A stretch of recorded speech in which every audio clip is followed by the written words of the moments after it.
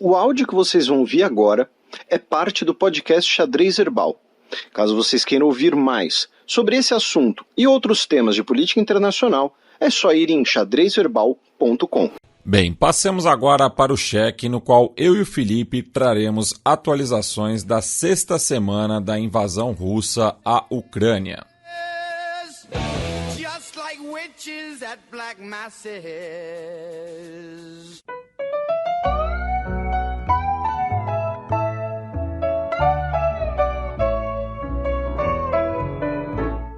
Cheque.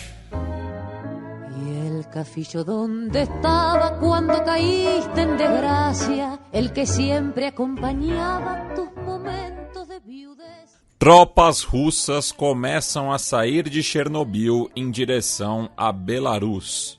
Pois é, Matias, a gente vai começar aqui nosso giro pela guerra, né, por essa notícia dessa semana que faz parte de um contexto maior.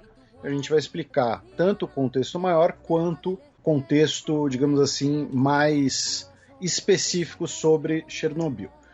Por quê? Porque lá no nosso primeiro programa sobre a guerra, 5 edições atrás já, infelizmente, né? Na época, né, tropas russas chegam em Chernobyl, aí teve aquele levantamento de poeira radioativa, né, que você depois comentou também, por conta da presença dos veículos. Meu Deus, é o fim do mundo, Chernobyl vai explodir de novo. O próprio governo ucraniano usou a questão da segurança nuclear como parte da sua retórica para mobilizar outros países, e a gente, né, com modéstia à parte, a gente muito calmamente, muito razoavelmente explicamos o que se tratava. Né, que era apenas um atalho em direção a Kiev, como parte daquela estratégia de decapitação. E o que acontece? A zona de exclusão de Chernobyl é uma área enorme, tá? Não é só a área onde você tem a usina, é uma área enorme em que você não tem presença permanente, porque não é saudável. E fica bem na tríplice fronteira entre Rússia, Belarus e Ucrânia, bem ao norte de Kiev. Então, uma zona desprotegida que permite um caminho fácil rumo à capital. Porém, lá naquele programa mesmo, né, no programa 283 no caso, eu falei a seguinte frase, né, sobre toda aquela coisa sensacionalista do nuclear e do, meu Deus, vão explodir armas nucleares, o que tem a ver, ficção científica, né, que tirando o atalho, Chernobyl é só dor de cabeça, tá? Eu falei exatamente isso no nosso programa 283. E foi o que aconteceu. Né? A ofensiva russa rumo a Kiev empacou, em parte por falhas de planejamento russo, em partes por uma defesa muito capaz e obstinada da Ucrânia. Né? E é importante colocar os dois adjetivos. Ela está sendo uma defesa capaz e obstinada. Não adianta nada você só ser obstinado e ser incompetente. Não adianta você ser competente, mas não estar engajado no conflito. Né? E aí, como consequência, você tem tropas russas que estavam paradas por ali e, repito, era só dor de cabeça, porque você tem a supervisão da usina, você tem toda a questão do resfriamento do reator que está dentro do sarcófago. A presença de pessoas ali é ruim para a saúde e para a moral. Então, as tropas russas se retiraram da zona de exclusão rumo a Belarus. Isso foi confirmado por um comunicado conjunto da Rosatom, que é a agência nuclear russa, e da Energoatom, que é a agência nuclear ucraniana. Então, isso foi confirmado por um comunicado conjunto das agências nucleares, falando, olha, devolvemos Chernobyl para a Ucrânia, a dor de cabeça volta a ser só de vocês, e ponto final. Inclusive, teve a denúncia, né, feita na imprensa, é uma denúncia, não é algo confirmado ainda, pode ser propaganda, pode ser desinformação, tá? Não é uma informação isso que eu vou passar, isso aqui é uma denúncia, né, de que militares russos teriam sido, inclusive, atendidos em Belarus com sintomas de síndrome aguda da radiação, por ficarem muito tempo expostos em Chernobyl. Tá? Repito, isso não é informação.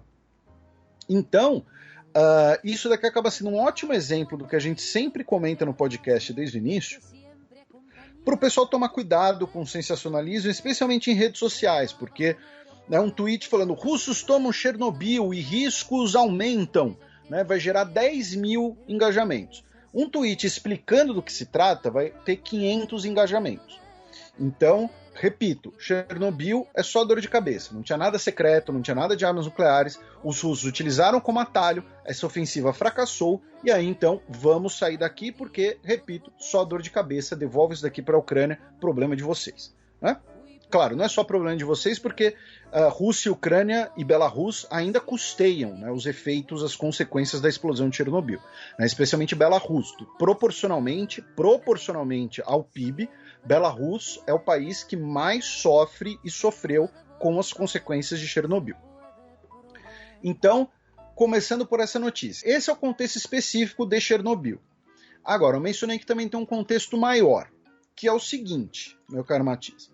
Nessa semana, antes da gente passar das notícias da guerra, né, nós tivemos negociações, mais uma rodada de negociações entre Rússia e Ucrânia.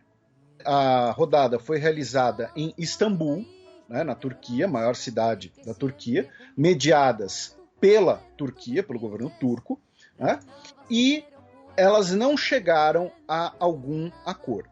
Porém, como parte daquilo até que a gente comentou no programa passado, né, aquela mudança de estratégia, né, anunciada pela Rússia como uma tentativa, inclusive, de disfarçar os próprios reveses, falando, não, Kiev não era uma prioridade, né, a gente não estava indo rumo a Kiev, a nossa prioridade é a Bacia do Don, é a Crimeia, então vamos tirar as forças, né, dessas regiões e botar no leste da Ucrânia. Como parte dessa mudança estratégica, a Rússia, né, tentando juntar a fome com a vontade de comer, falou, olha, vamos como um gesto de boa vontade, né, deixar de atacar as maiores cidades ucranianas ao norte, inclusive Kiev.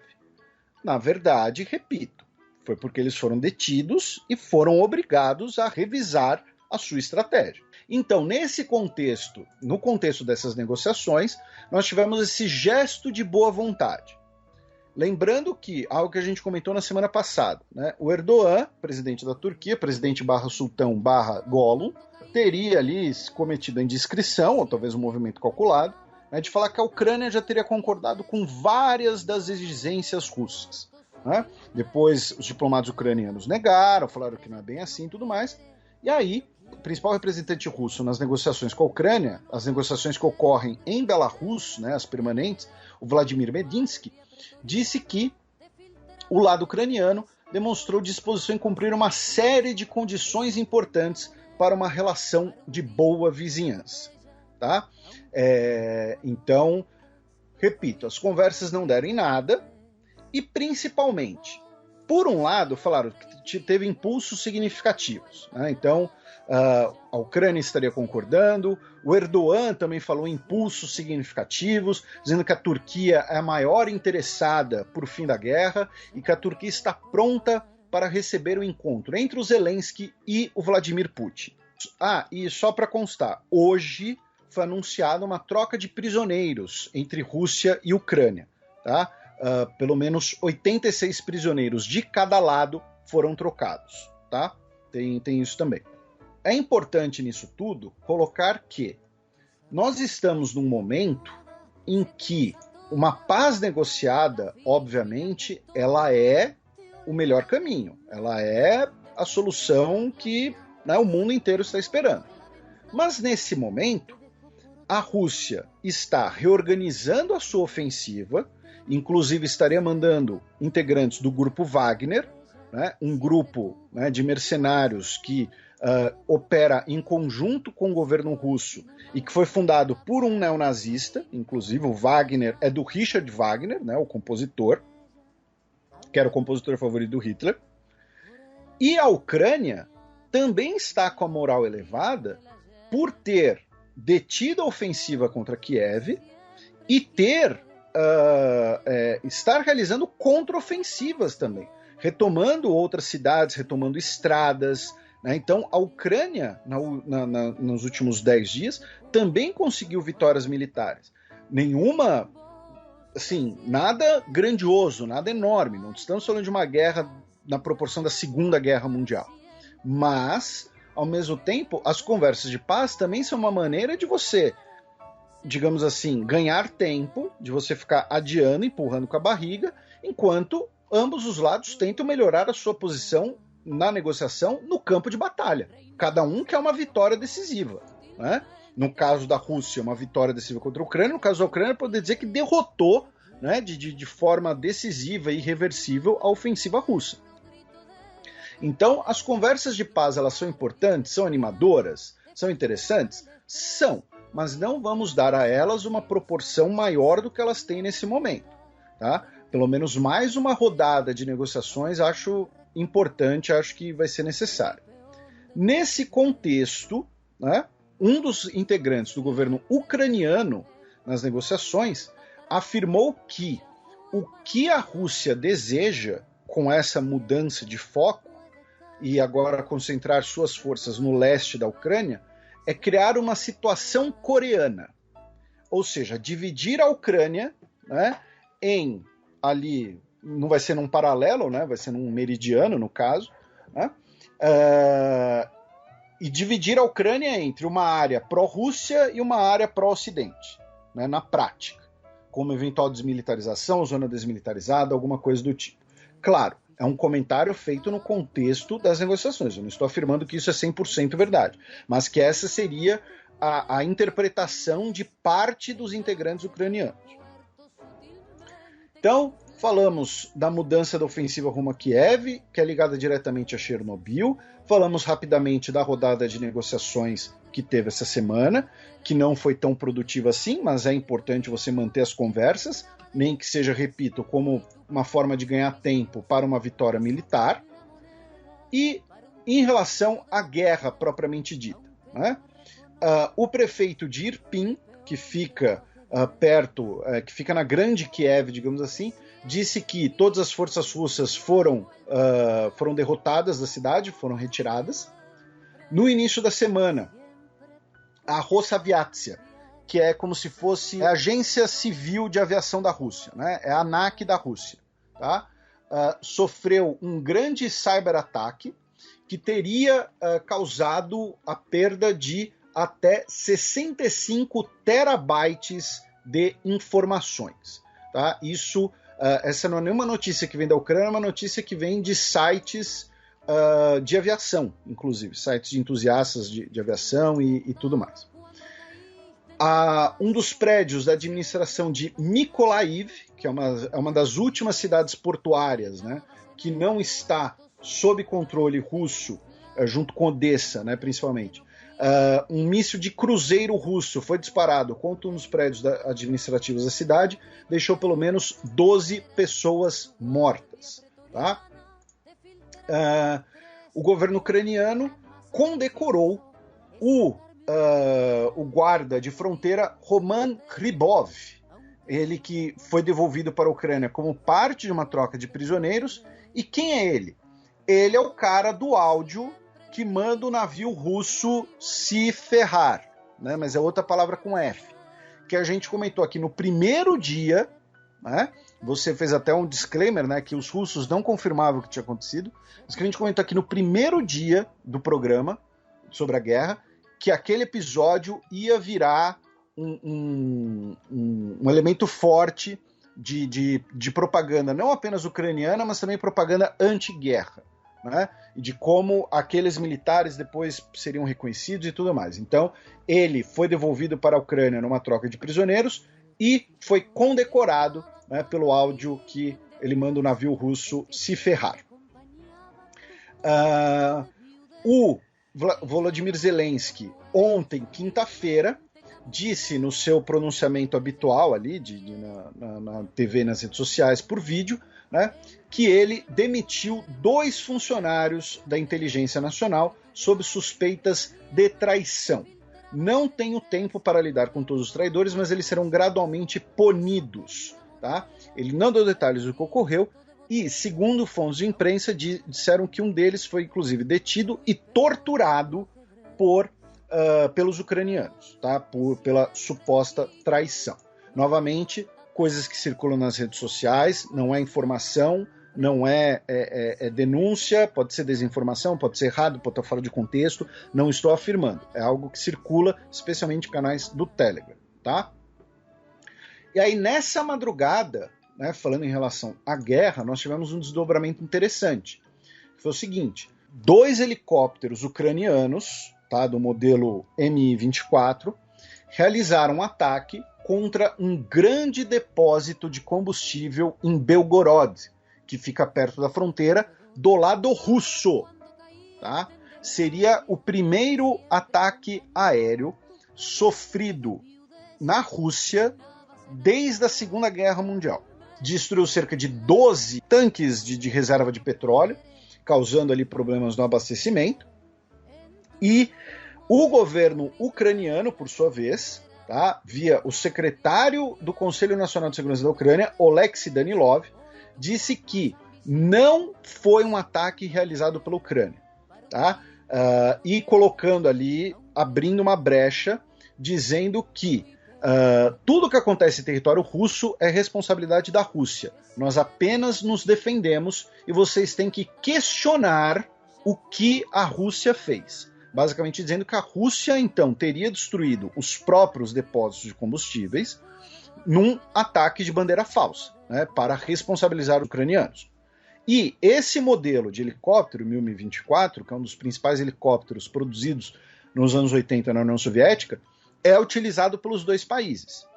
Então, assim, a Ucrânia nega que realizou o ataque. Tem imagens, tá? Tem imagens dos helicópteros disparando contra os tanques de combustíveis, que começa a pegar fogo, é um incêndio gigantesco, tá? Porque imagina você tacar fogo num depósito, né? Você atacar um depósito de combustível.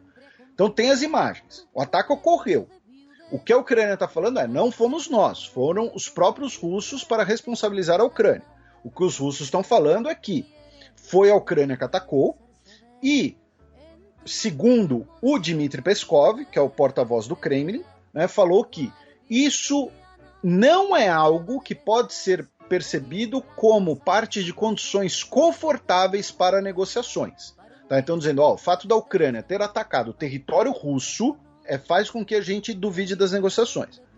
É importante lembrar que, embora o camarada do Conselho de Segurança da Ucrânia tenha dito que eles nunca atacaram o território russo, no início da guerra, os ucranianos dispararam alguns mísseis balísticos de curto alcance, os Totka, contra instalações militares justamente em Belgorod, tá? Que, repito, fica bem perto da fronteira e foi um dos principais pontos ali de concentração de tropas russas.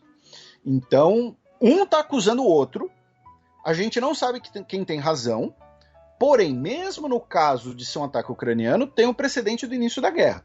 Né? E claro, estamos falando de uma guerra. Né? Porém, vamos lembrar também que isso é o tipo de coisa que faz com que alguns países ocidentais, né, fiquem receosos de enviarem alguns tipos de equipamentos para a Ucrânia. A gente já explicou isso aqui. Qual é a lógica dos Estados Unidos e do Reino Unido? Olha, se a gente mandar um míssil antitanque, o míssil antitanque é uma arma defensiva. Né? Se a gente inclusive, aviões... Felipe, eu vi uma manchete do Telegraph falando sobre um míssil antitanque que parece o cruzamento do Zero Hora com Notícias Populares. Porque é assim: How a British-made missile launcher is crippling Putin's arm. Então, tipo, como um míssil de fabricação britânica está aleijando o exército do Putin. Pois é. Só que daí no corpo do texto eles falam que é uma cooperação anglo-sueca. E o Telegraph, que é um jornal tradicionalmente ligado ao Partido Conservador, né? Inclusive ele tinha um apelido, né, de Torygraph. Então, assim, esse tipo de episódio, né? Porque então, os britânicos fornecem um míssil antitanque, mas por que os governos do Ocidente estão reticentes em mandar, por exemplo, aviões para a Ucrânia? Né? A gente falou dos episódios dos MiG-29. Porque o MiG-29 ele pode servir para proteger os céus da Ucrânia, mas também pode servir para você fazer um ataque aéreo contra o território russo. E a Rússia vai falar: olha, vocês que possibilitaram isso, vocês que forneceram essas armas ofensivas. Então, tem todo um contexto, né, sobre esse ataque, tá? Sobre essa troca de acusações, inclusive. E duas notícias de hoje, tá? Essa notícia foi da última noite, já era dia 1º na Rússia, mas ainda não era dia 1º aqui no Brasil. Foi ontem à noite esse ataque. Mas, duas notícias de hoje. Uma delas é que a Unesco soltou um relatório afirmando que 53 locais culturais ucranianos foram danificados ou destruídos pela guerra. Tá? Dentre os 53 locais, 29 são de caráter religioso, 16 são edifícios históricos, 4 são museus e 4 são monumentos. Tá? E claro, essa é uma notícia extremamente péssima, né, extremamente negativa, junto com todas as mortes, junto com toda a destruição, claro. Até porque toda aquela retórica do Putin, né, de que a Ucrânia como Estado separado da Rússia não existe, é uma invenção moderna, né, das ligações, das conexões profundas históricas, né, que o Rus de Kiev foi o primeiro Estado russo e tudo mais. A gente está falando, inclusive, de algumas igrejas do período medieval, né, que são desse patrimônio conjunto entre eles. Né? E a outra notícia é que a Alemanha autorizou, né, que a Ucrânia receba 56 veículos de combate do modelo soviético BMP-1. Olha só, tá? Eram veículos que foram herdados da Alemanha Oriental, do exército da Alemanha Oriental. Aí a Alemanha vendeu esses veículos para a Suécia. A Suécia, por sua vez, no final dos anos 90, vendeu esses veículos para a Tchequia. Aí a Tchequia agora iria entregá-los para a Ucrânia, mas precisava da autorização alemã pelos contratos de venda. A Tchequia não podia fazer nada com esses veículos sem passar pelo crivo alemão. Então, a Alemanha autorizou desses 56 veículos de combate. Vocês vão ver algumas notícias falando em tanques, tá? Eles não são exatamente tanques, tá? São veículos de combate que carregam soldados, tá? Mas são veículos mais leves do que tanques, tá? Tanque é o nome popular para o carro de combate. Né? Então, essa é a parte mais direcionada em relação à guerra. Tá? Agora a gente vai falar de diplomacia entre as potências, né? E também da expulsão de agentes diplomáticos entre Rússia e países europeus, com aquela acusação de que não, esse agente diplomático na verdade é um espião disfarçado. Né? Então, qual é o resumo dessa semana? Bélgica e Países Baixos anunciaram a expulsão de 21 e 17 diplomatas russos, respectivamente. A Irlanda expulsou 4 diplomatas russos, tá? Afirmando que eles não seriam diplomatas, eles seriam espiões passando por diplomatas. Essas medidas foram de anteontem, ainda não teve a reciprocidade russa. Porém, o governo russo, nessa semana, expulsou 10 diplomatas de Estônia, Letônia e Lituânia como medida de reciprocidade a expulsão de diplomatas russos por esses países no início de março. Tá? Então, muito provavelmente teremos nos próximas semanas diplomatas belgas, neerlandeses e irlandeses sendo expulsos da Rússia. Aí, os nossos ouvintes, né, talvez se lembrem, né, que no nosso último programa a gente comentou que o Biden, né, estava na Europa para a cúpula da OTAN, cúpula da União Europeia. Ele iria também fazer um discurso em Varsóvia, né, no sábado, dia 26. Você, inclusive, até mencionou, né, que lembrou lá da foto dele comendo pizza com soldados, né? Joe Biden, um homem do povo, né? Comendo pizza ali com todo mundo e tal, né? Pizza moda dos Estados Unidos, né? Com a mão e tal, aquela pizza meio Pizza Hut e tal. Seca. E aí, em Varsóvia, no sábado, o Joe Biden, aparentemente saindo do script do discurso dele, eu digo aparentemente, né, porque ele dá ali uma titubeada, ele fala: pelo amor de Deus, esse homem não pode permanecer no poder, se referindo ao Vladimir Putin. Tá? A Casa Branca rapidamente, né, já soltou a nota panos quentes, porque assim, certeza que na hora que o Biden falou isso, algum assessor dele pulou da cadeira, né, dizendo que o ponto do presidente é que o Putin não poderia exercer tamanho poder sobre os seus vizinhos. Ele não estava discutindo o poder do Putin na Rússia ou mudança de regime, ou regime change. Né? Mas aí, em bom português, né, nós somos um programa family friendly, mas em bom português a merda já estava feita. Né? Por quê? O Macron criticou as declarações, né, dizendo que questionar a permanência de outro chefe de Estado no poder é complicado e é improdutivo para as negociações. O próprio governo russo depois disse que cabe aos russos decidirem quem está no poder da Rússia ou não, que a frase do presidente dos Estados Unidos é certamente alarmante e vamos prestar mais atenção nos posicionamentos do presidente dos Estados Unidos. Ou seja, isso vai ser muito utilizado, inclusive, né, para o debate, para a imagem interna do governo Putin. Fala, olha, o Biden, ele quer derrubar o Putin. A guerra, então, é culpa do Biden, é culpa do Hunter Biden, é tudo uma grande conspiração, porque eles querem derrubar o Putin, e olha só, ele fala isso abertamente. Aí depois o Biden, novamente, né, na segunda-feira, disse que não vai retirar o que disse, mas que foi uma opinião pessoal acerca das ações do Putin e que isso não significa uma mudança política do governo. Ou seja, ele tentou separar ali os dois corpos do rei, né? Já diria o Kantorovitz. Né? Então, tem o Biden, Joe Biden, cidadão, Joe Biden, presidente. Então, ó, eu falei ali como pessoa, não falei como presidente. Porque, obviamente, sabem, né, que assim, a merda estava feita, né, em bom português. Né? Também em relação à política entre potências, uma coisa muito curiosa que aconteceu nessa semana e que acho interessante a gente mencionar aqui, que foi o seguinte: o governo dos Estados Unidos, via a Kate Bedingfield, diretora de comunicação da Casa Branca, disse que os relatórios produzidos pela inteligência dos Estados Unidos apontam que o Putin estaria sendo mal informado sobre o conflito e que isso estaria causando tensão entre ele e os líderes militares que não teriam sido completamente transparentes sobre ele devido ao status e ao desempenho das Forças Armadas. Tá?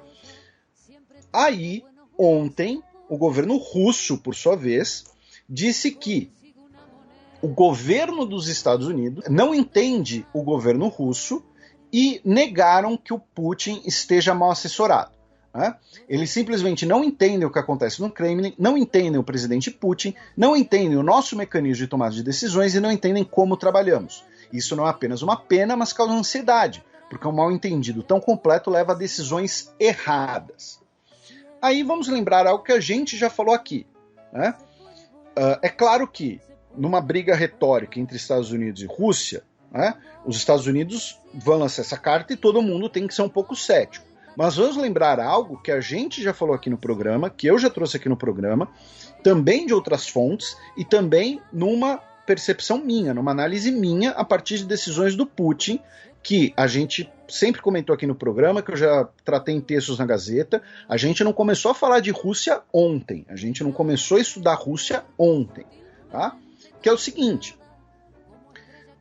por um lado, parece aquele estereótipo, né, de ditador isolado, mal informado, né, e que é cercado pelos yes men, né, pelos caras que só sabem concordar com ele e adular a pessoa.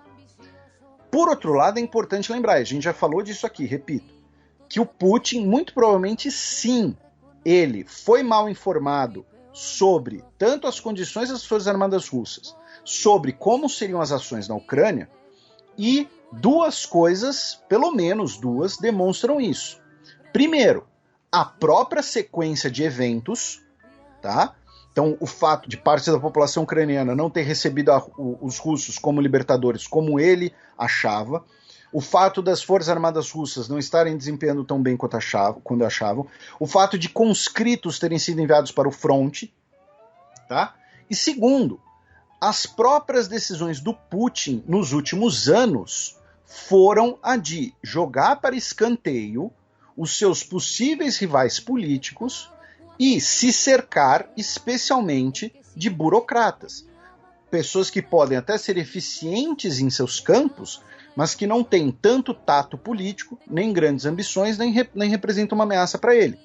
Eu falei aqui do próprio Sergei Shoigu, né, que era o, entre aspas, o ministro dos bombeiros, que é o ministro da defesa atual.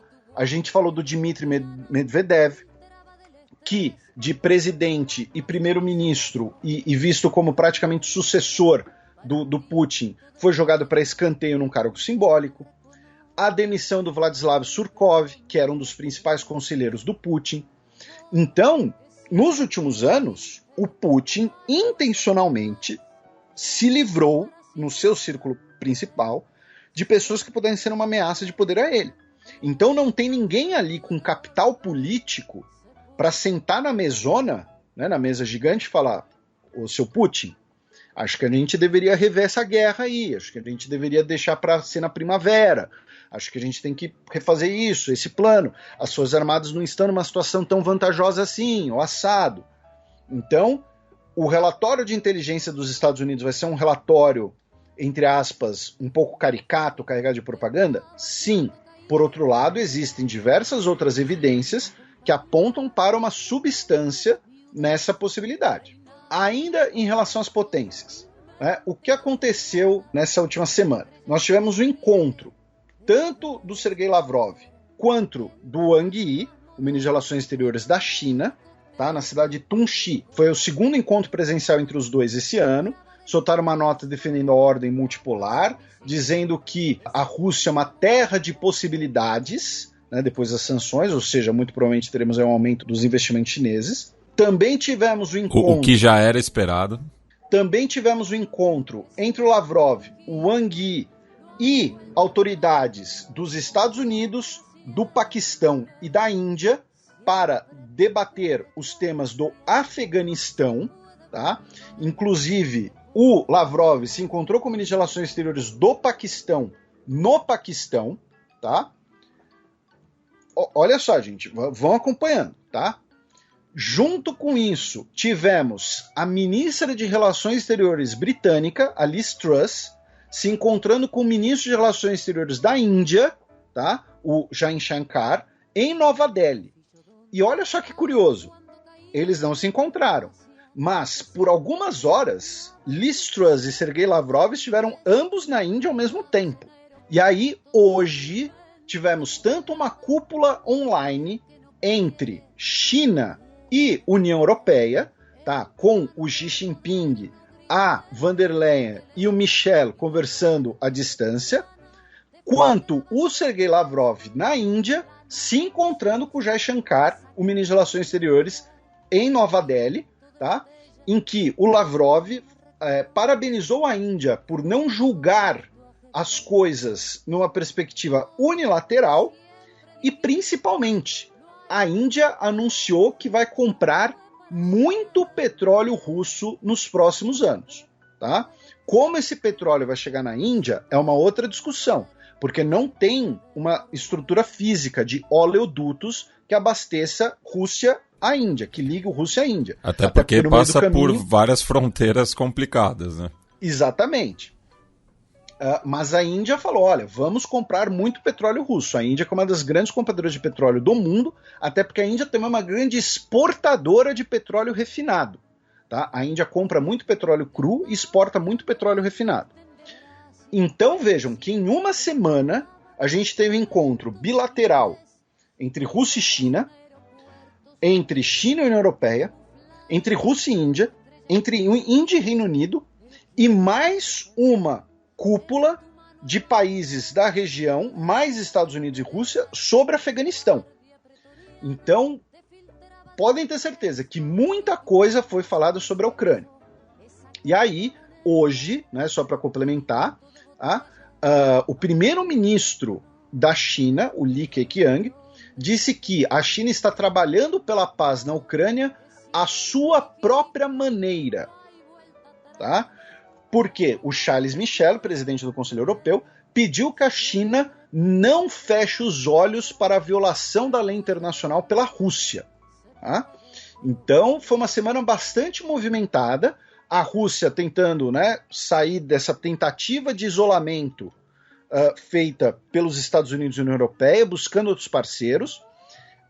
O Reino Unido talvez tentando realizar ali uma contraofensiva, né? E a China sendo o grande fiel dessa balança. E também em relação à diplomacia, né? Tivemos o Cazaquistão afirmando que não quer estar atrás de uma nova cortina de ferro e que todas as empresas com boas reputações que quiserem se mudar para o Cazaquistão serão bem-vindas. Isso foram frases do ministro de Relações Exteriores cazaque, tá? Numa entrevista na Alemanha, o Roman Vasilenko. Tá? Vejo que o nome do ministro de Relações Exteriores do Cazaquistão é um nome bastante russo, né? Roman Vasilenko. Lembrando que o Cazaquistão tem uma grande população de origem russa, até como fruto do Império Russo, não só da União Soviética, mas também desde o Império Russo. Então, todos esses movimentos de sanções contra sanções, o Cazaquistão ali tentando, né, também aumentar, melhorar a sua posição.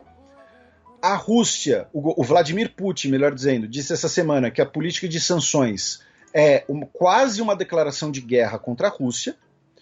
Ontem, o governo alemão afirmou que vai acionar o seu plano de emergência em relação ao gás natural, tá? Dizendo que o que é o plano de emergência, né? São 3 níveis de alerta. O primeiro nível é de monitorar a estabilidade do fornecimento de gás e, caso aponte a necessidade, tá? Fale, o pessoal está consumindo muito gás, tá tendo um consumo muito alto, ou as reservas estão muito baixas, vai para o segundo nível, que é início de uma política de racionamento, tá? De você justamente, né, equilibrar o uso. Porém, é interessante mencionar que uma coisa que a gente falou na semana passada e que se concretizou. Semana passada a gente falou que o governo russo estaria pronto para exigir que o gás russo seja pago em rublos. Por quê? Primeiro, porque o pagamento em euros ou em dólares a Rússia não teria acesso devido às sanções. Segundo, com uma forma de valorizar o rublo, justamente. Por outro lado, tá? O governo alemão falou, olha, a gente não vai pagar em euros, a gente não vai pagar em rublos, porque o nosso contrato é em euros. A gente falou que isso aconteceria na semana passada, porque não é do dia para a noite, não é você ir na vendinha, né? São contratos de longo prazo. Então, o que o governo alemão fez? Né? Nós vamos exigir pagamentos em rublos de países hostis e não colocaram a Alemanha nessa listinha de países hostis. Então, a Alemanha vai poder continuar comprando gás russo, a Rússia não vai fechar o registro do gás e essa compra vai continuar sendo em euros. Porém, para outros países vai ter que ser em rublos. E, finalmente, no último dia 30, o governo russo liberou de vez a supervisão de compras de software de países hostis. Ou seja, aquilo lá que a gente falou algumas semanas atrás, que o governo russo vai basicamente quebrar a propriedade intelectual de softwares. Em outras palavras, vai, entre aspas, adotar a pirataria. Né? Então vai criar lá o Word russo e pronto, nada de comprar o Office dos Estados Unidos. E em outras notícias conectadas à guerra na Ucrânia, mas que não tem ligação direta com as potências ou com a guerra em si, enfim... o que aconteceu? O principal jornal independente da Rússia, o Novaya Gazeta, anunciou que vai suspender as suas atividades durante a guerra. Né? Lembrando que o editor-chefe do jornal, Dmitry Muratov, foi laureado com o Nobel da Paz. E por quê? Porque o Novaya Gazeta, né, que é o novo jornal, recebeu a segunda notificação da lei sobre as notícias em relação à guerra, né, que não pode usar o termo guerra, inclusive, e por conta dessa segunda notificação, o jornal corria o risco de ser fechado e os seus funcionários presos, então o jornal vai suspender as atividades. E por que veio essa segunda notificação? Porque o Novaya Gazeta realizou uma entrevista com o Zelensky, tá? E a agência reguladora de imprensa da Rússia divulgou um pedido para que a entrevista não fosse publicada, sob o risco dos veículos de comunicação serem punidos. O Joe Biden, né, apresentou um aumento no orçamento militar do país para o Congresso, pedindo 813 bilhões de dólares para o orçamento militar de 2023. Isso é 4% a mais, 4,5% a mais do que o orçamento de 2022, tá? Assim, estamos falando de muita grana para o orçamento de defesa dos Estados Unidos, né? Então, lembrando que o orçamento militar dos Estados Unidos é de muito longe, o maior do mundo. Essa semana tivemos a especulação de que o Roman Abramovich, né, teria sido envenenado. Né? Ele que era amigo do Putin, deixou de ser amigo do Putin, estaria tentando ali salvar a sua grana, salvar os seus bens, né? Ele que tem também nacionalidade israelense, e aí ele teria sido envenenado essa semana. Porém, não foi divulgado nada muito conclusivo nem nada, apenas essa possibilidade devido a razões clínicas, né? Ou seja, que ele apresentou sintomas condizentes com envenenamento. Não teve ali, apresentou um exame de sangue mostrando que tinha, polônio na corrente sanguínea dele.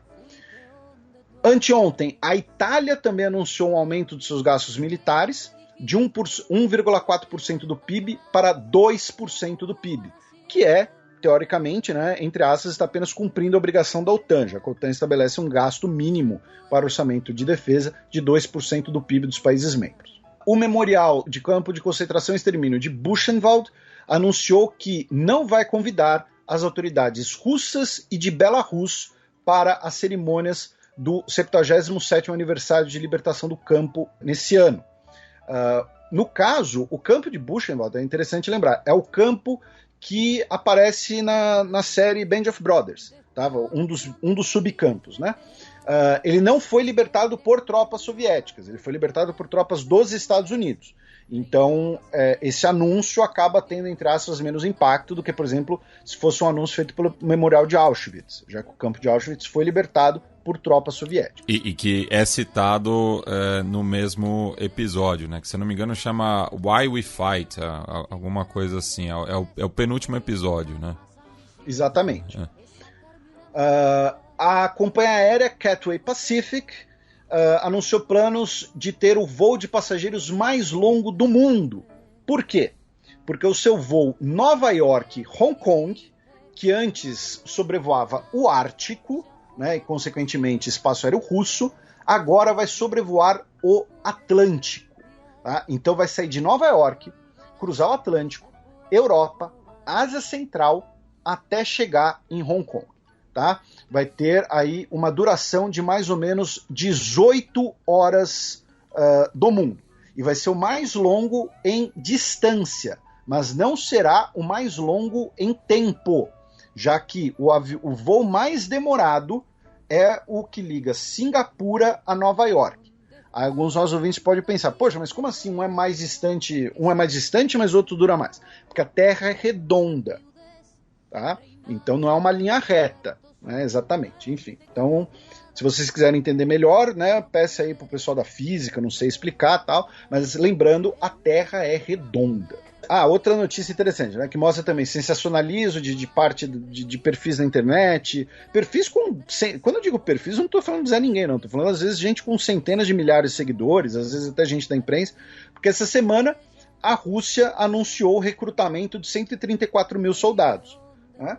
E aí já, meu Deus, a Rússia vai mobilizar mais de 100 mil soldados para invadir a Ucrânia. Tal. Não, foi o anúncio do serviço militar obrigatório, gente. Então sabe quando você vê aqueles comerciais, né? Brasileiro que faz 18 anos, se apresente na junta militar mais próxima da sua cidade e, né, para o serviço militar obrigatório. É isso. A Rússia tem serviço militar obrigatório, então a Rússia foi lá e soltou a lei que, agora se apresentam 134 mil russos que do sexo masculino que vão ter a idade correta esse ano, né?